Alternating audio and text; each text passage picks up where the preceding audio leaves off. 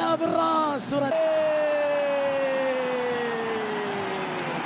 هدف للمنتخب القطري. هفوة قاتلة في دفاع العراق. أحمد علاء يقول هيا بنا إلى ريو. في ملعب البطولات العنابي لا يتوقف، العنابي يريد مزيد من الانتصارات. شوف هفوة قاتلة من الدفاع، الله على لمسة، على انطلاقه. ومين هذا؟ أسد. لمسة جميلة لأكرم عفيف، تمريرة بعد ذلك لعلاء، هجمة عنابية من ذهب، بأقدام من ذهب، وكأنهم يقولون هيا بنا إلى ريو. العنابي هدف، قطر هدف، العراق لا شيء. هدف يجعلنا ننتظر مباراة أفضل. منذ لحظات كنا نتكلم أرضية خطيرة، ولكن بعد ذلك يكون لقط ذهاب إلى أولمبياد ريو دي جانيرو.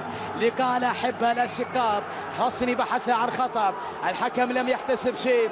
العراق تندفع إلى الأمام، أسود الرافدين يندفعون للهجوم. راسية وكورة،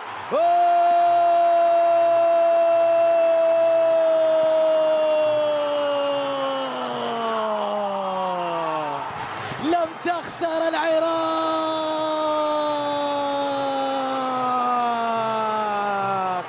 هدف التعادل للمنتخب العراقي.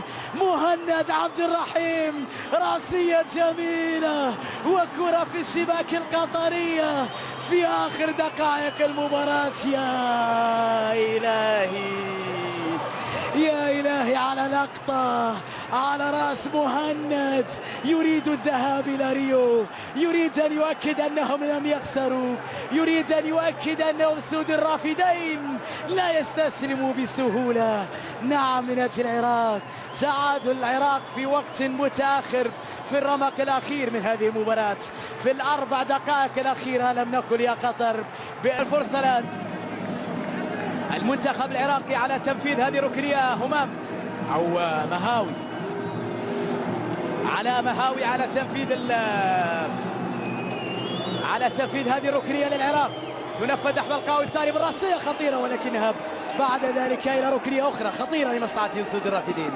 صعبة المباراة، صعبة دقائقها صعبة، وصعب الهدف القادم على وقع على الجماهير. عرضية أخرى يبعدها حارس المرمى بقبضة يده، ثم البحث عن مرتدة بالنسبة للعنابي. طويل الكرة لمصلحة العراق بالراس، كرة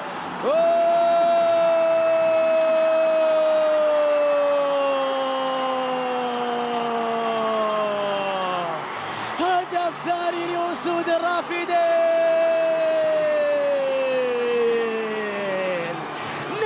نعم فعلتها العراق. هدف أيمن حسين، كلاكيت ثاني مرة، راسية ثاني مرة، وهدف. وقع مر يا لمرارته على جماهير العنابي.